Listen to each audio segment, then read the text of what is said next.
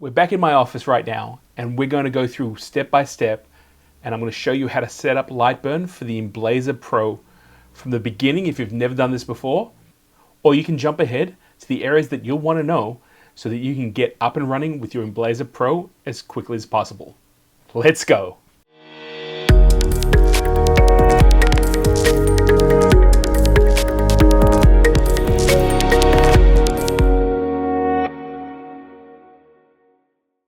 Before we continue on with setting up LightBurn, it's been really great seeing all the new faces that are checking out the Laser Livestream YouTube page. If you've got a moment, really appreciate it if you hit that subscribe button, that bell icon, as well as the thumbs up. It always helps me get the message out to as many people who are interested in LightBurn, lasers, and especially the Emblaser Pro. It's really important too, because I've been checking out the back-end statistics, and I'm realizing that most people who come here watch the videos but don't subscribe. And to be honest with you, I don't want you to miss out on what's coming up next. So take a moment, hit that subscribe button, and we'll continue with setting up LightBurn.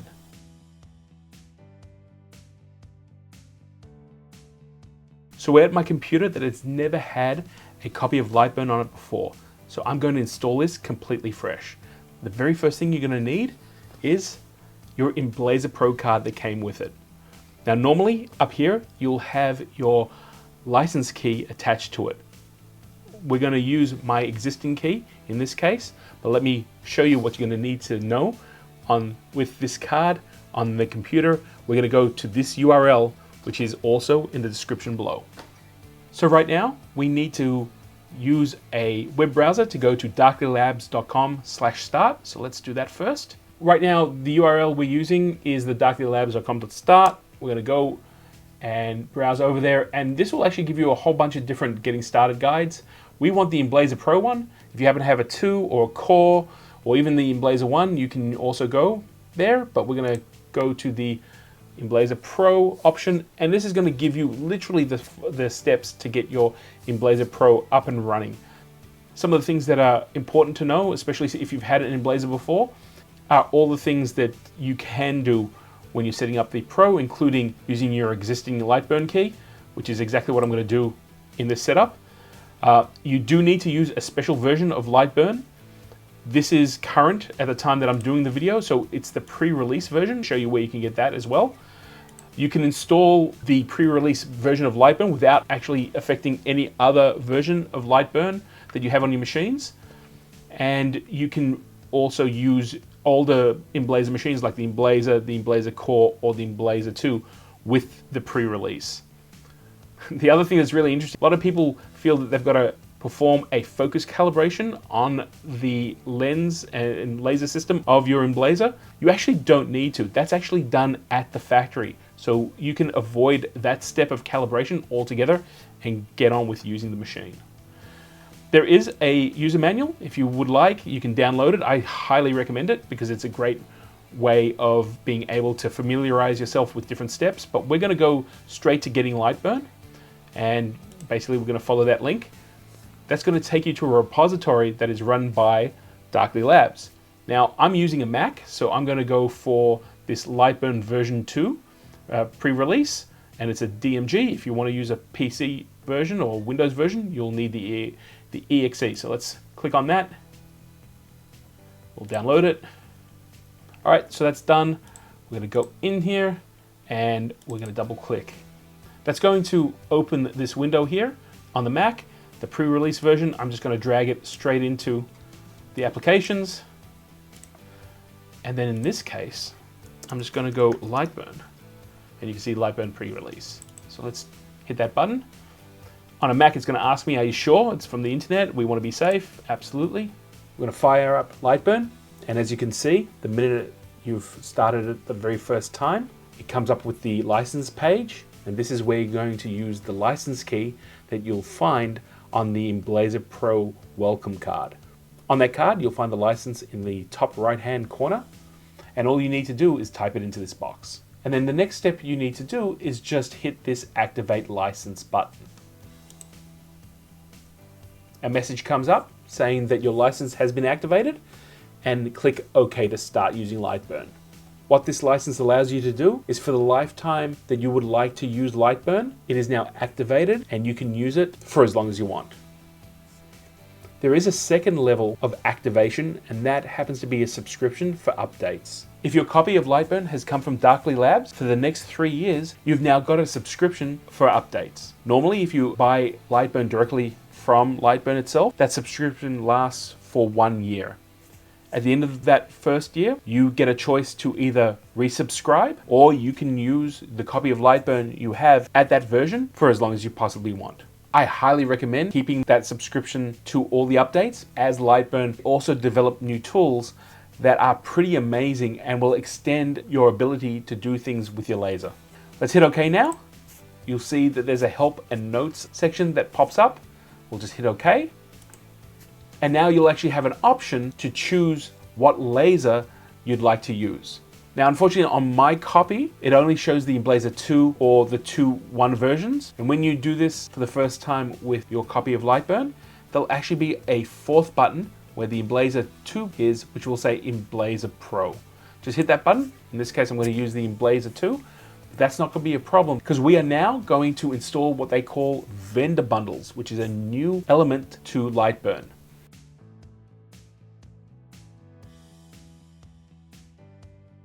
Previously, if you had an Emblaser machine, when you hook it up to LightBurn, it would automatically register. Because now LightBurn works with a whole bunch of different laser vendors, they have now incorporated what they call vendor bundles, which allow these companies to create all the different settings for their machines, and in doing so allows the companies to keep you up to date with any settings and changes. So this is a brand new feature, and it's really simple to go through. Let me show you. So going back to the Start Emblaser Pro page on the Darkly Labs website, we've gotten LightBurn, we've loaded it up. We now have to do a new step. So all you need to do here is click on Download Bundle, and you can see here, this is the file, so we'll click that, and we'll download it. So now that we've downloaded our vendor bundle, let me show you how to install it. It's pretty easy. All you need to do is go up to File, and you'll see now that there's a new menu option called Bundles. You can see that there's an Import or Export Bundle. Let's go to Import Bundle. That's now going to pop up. I'm going to go to the Download section. You see the Emblaser Pro.lb vendor, LightBurn vendor file. Let's highlight that and just hit Open. Automatically, you now get the bundle import window. And this is where you'll be able to choose all the different options for the machine that you would like to install this with.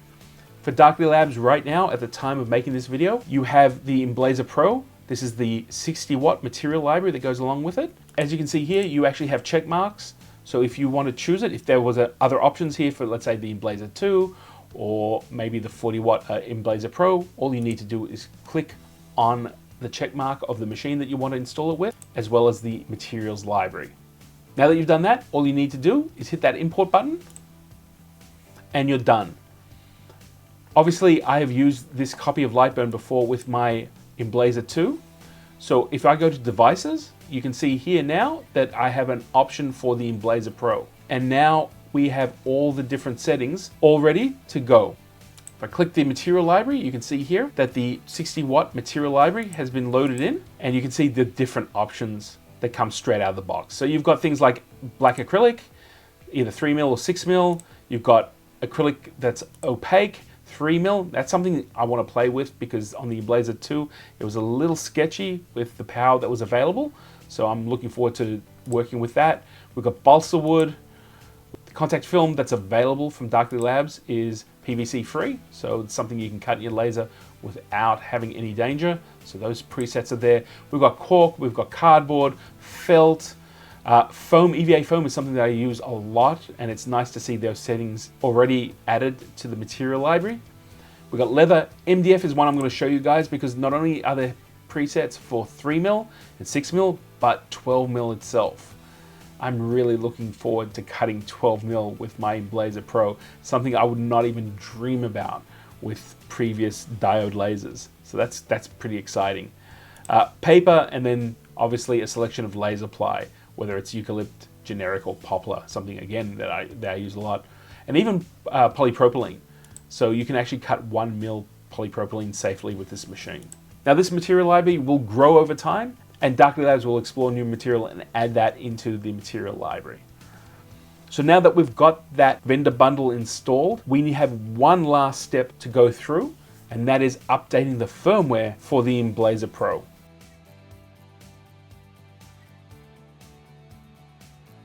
Now that we've done those 2 steps, we've got the final one ahead of us, which is simply to update the firmware.